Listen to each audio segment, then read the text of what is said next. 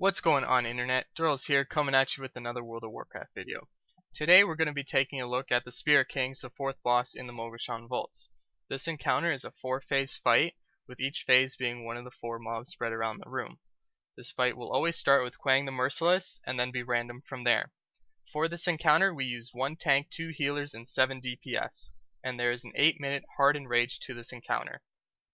As you make your way through this encounter, defeating each of the kings, one of their abilities will persist through the rest of the fight.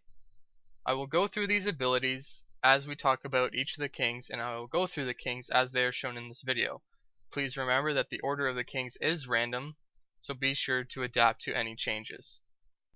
Quang's 3 abilities are Flanking Orders, which is a row of soldiers moving forward in a straight line.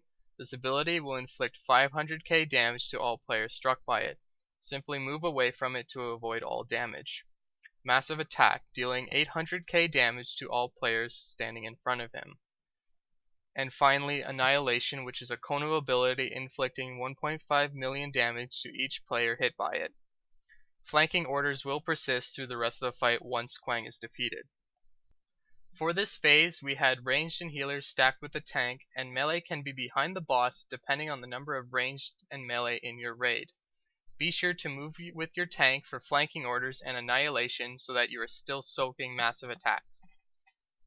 The second king that we encountered was Sebtai the Swift, and his 3 abilities are Pillage, which will inflict 100,000 damage to all players within an 8-yard radius, while also increasing their damage taken by 50% and reducing their damage and healing done by 50%.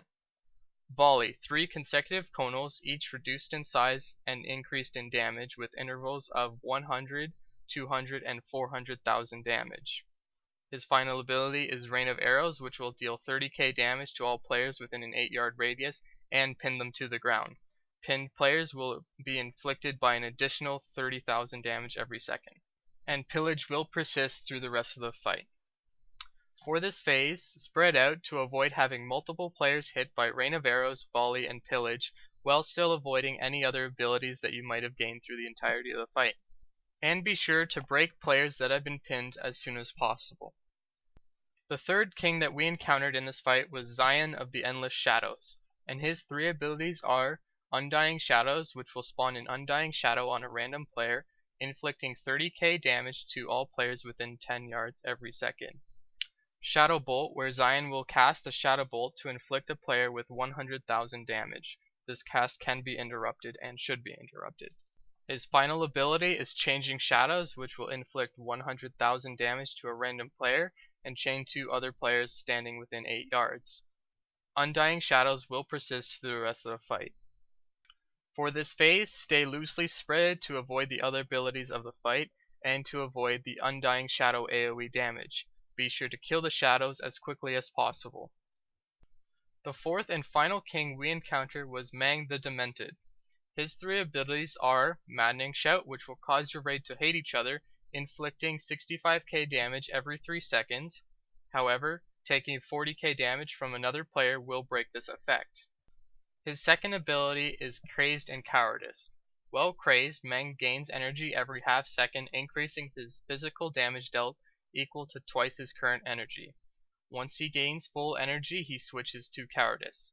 In Cowardice, again, Mang gains energy every half second, but this time he reflects damage equal to half his current energy, and once he reaches full energy he will switch back to Craze.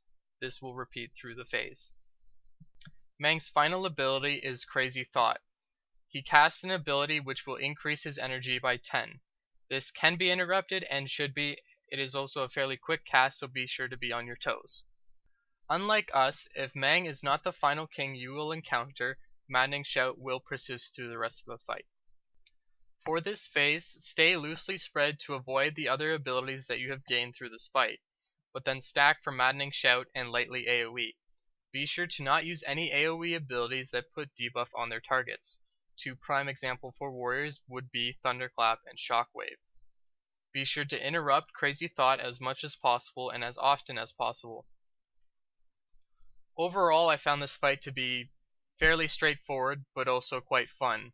As long as your raid is staying spread for abilities and stacking for abilities while still killing pinned arrows and undying shadows, you should be able to kill this fight with relative ease. It's not too difficult on the healing or tanking side, so just focus on avoiding taking damage and doing as much damage as possible. After Quang the Merciless has been killed, I find that it helps to tank the other remaining bosses in the middle of the room, as that will give maximum area for your ranged players to kite undying shadows and to avoid volleys. I hope that this video was helpful for you. Please feel free to leave any comments or criticisms below. And good luck to you and your guild on your first kill of the Spirit Kings in the Mogu'shan Vaults. As always, Internet, be cool and game on.